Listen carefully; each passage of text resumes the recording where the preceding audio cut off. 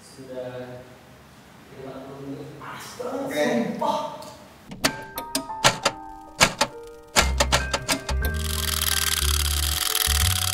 Brought to you by Lim Production. Pengukusan sebuah pemuka agama, Cak, di Indonesia ini terkadang sering disalahpahami oleh beberapa masyarakat.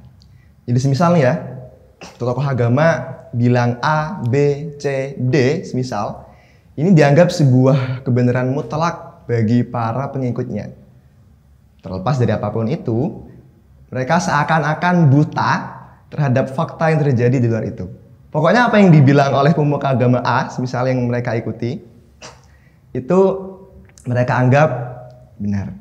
Nah, ini menurut saya, Cak, menurut saya ini merupakan sebuah kesalahan berpikir penerapan antara bernegara dan beragama. Iya gak sih, kira-kira? Kalau menurut saya nggak gitu sih. Seharusnya dari awal negara dan agama itu nggak bisa disatukan, atau lebih tidak boleh disatukan. Oke. Jadi memang harus dipisah dari awal, karena agama dan negara ini merupakan entitas yang berbeda. Oke, masalahnya gini. Masalahnya kalau agama dan negara dipisah, siapa yang akan mengawal negara? Agama ini kan ya fungsinya mengawal masyarakat, mengawal sosial agar tetap dalam koridor halal haram, agar tetap dalam koridor Islam, dalam arti begitu. Nah, kalau agama dilepaskan dari negara, akan malah carut marut, Cak. Tapi ketika dicampurkan, munculnya seperti itu. Orang yang mengatasnamakan dirinya sebagai agamawan, pemuka agama, tokoh agama, itu dianggap sebagai agama itu sendiri. Yang akhirnya apapun yang diucapkan oleh agamawan, itu adalah ucapan dari agama. Gak gitu. Berarti yang salah itu adalah, oke, gitu. Yang salah itu berarti adalah mereka yang memahami agama dengan salah. Mereka yang gak dapat memahami dengan pas. Seharusnya kalau agama bisa dipahami dengan sesuai yang Allah kehendaki, gak mungkin terjadi demikian. Yang jadi solusi itu bukan dipisahkan, tapi mencari profil, mencari figur agamawan yang bisa memahami agama dengan baik dan benar, sehingga bisa diterapkan dalam kehidupan bernegara sehari-hari. Dan itu sulit. Ya. Masalahnya sangat idealis. Masalahnya seperti ini.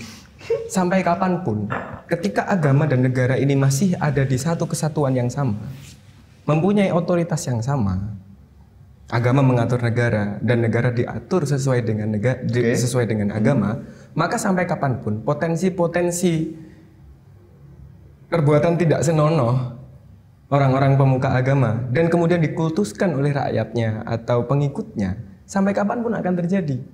Solusinya bagaimana? Dipisah. Solusinya berarti memahami agama dengan benar. Sebentar. Ini menarik kita bahas. Maksudnya mungkin kita posisikan dulu. Menurut Cak Yus nih, ketika kita memisahkan antara kehidupan bernegara dengan agama itu sendiri, maka di mana letak kita memposisikan agama itu? Oke. Karena tidak mungkin dilepaskan. Menurut Anda sepertinya seperti itu. Begini.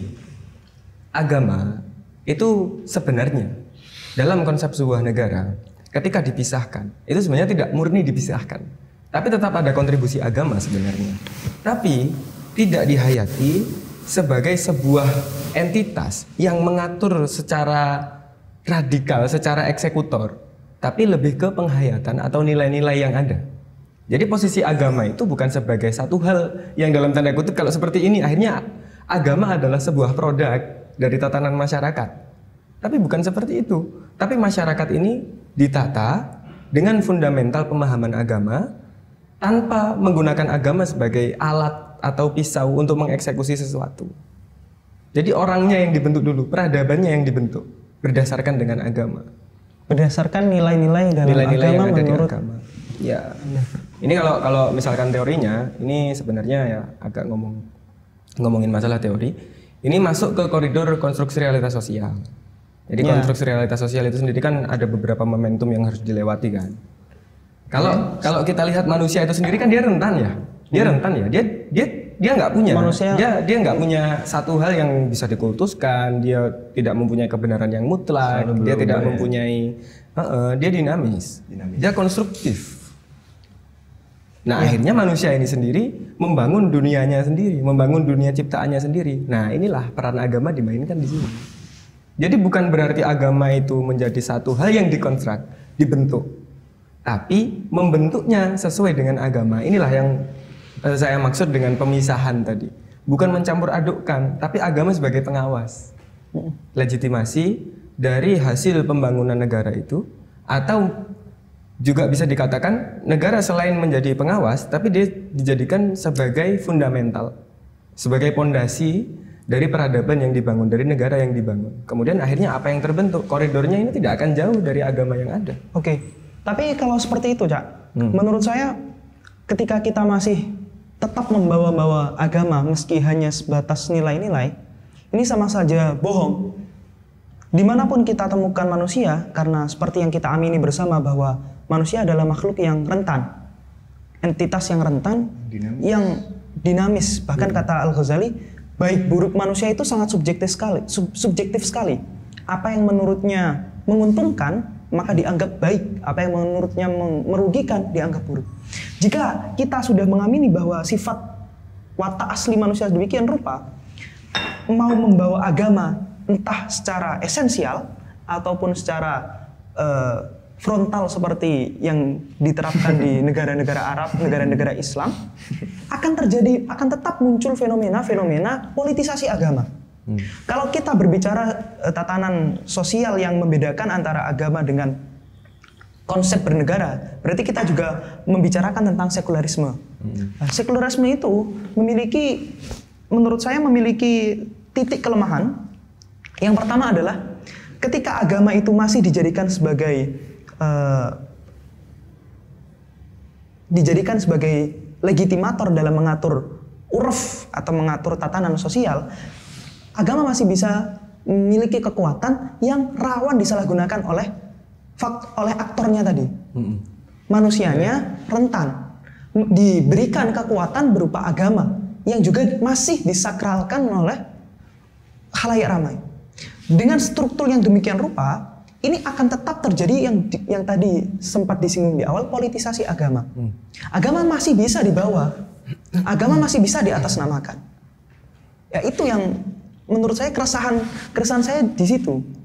Gimana kita menanggulangi politisasi agama, bahkan di pemikiran sekuler itu sendiri, lebih-lebih di pemikiran negara-negara yang berbasis agama.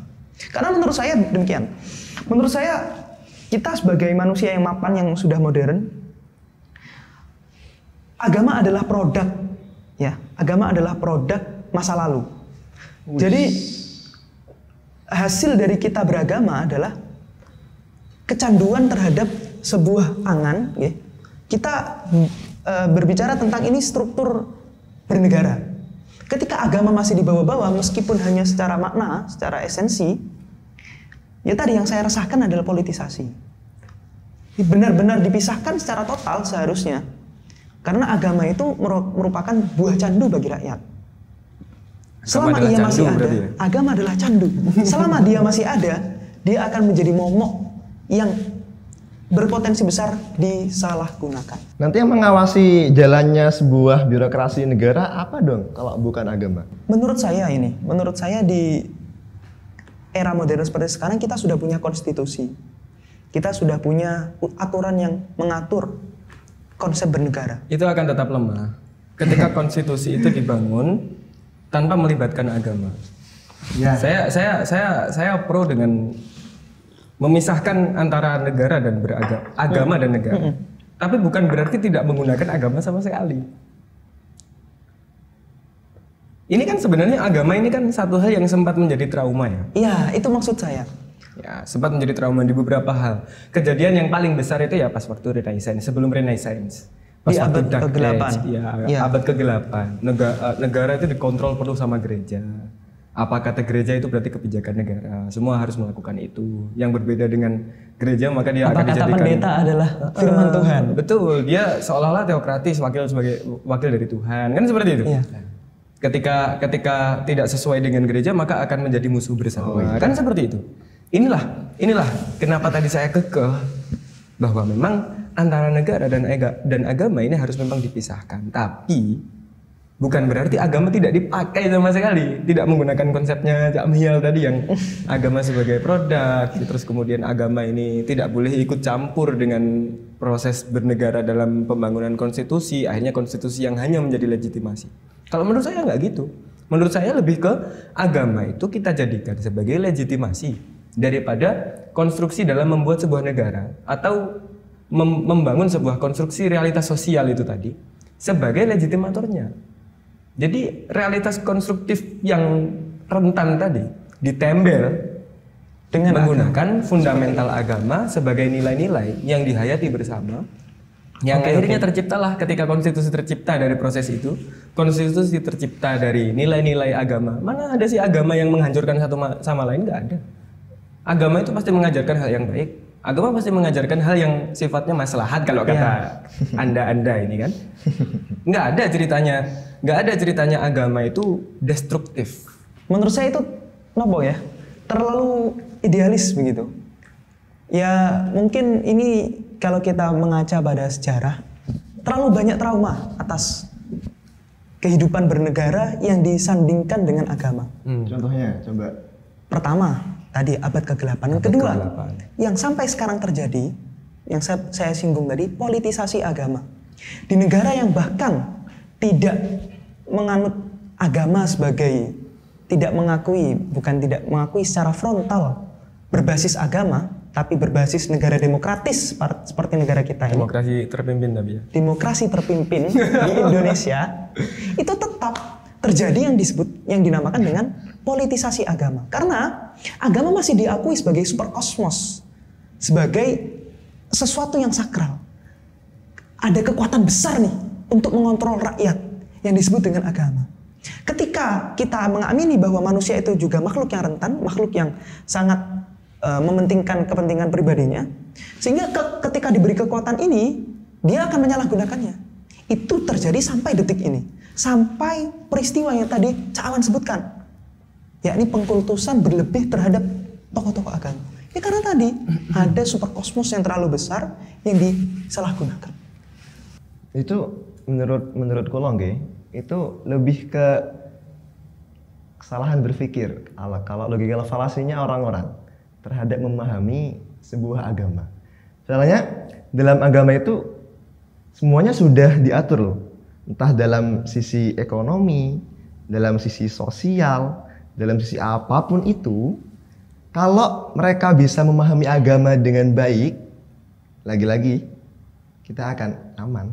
Masalahnya menjadikan seorang pemuka agama yang akhirnya juga menjadi pemuka negara. Oh, that's it. Dengan pemahaman agama yang baik, itu sangat sulit terjadi.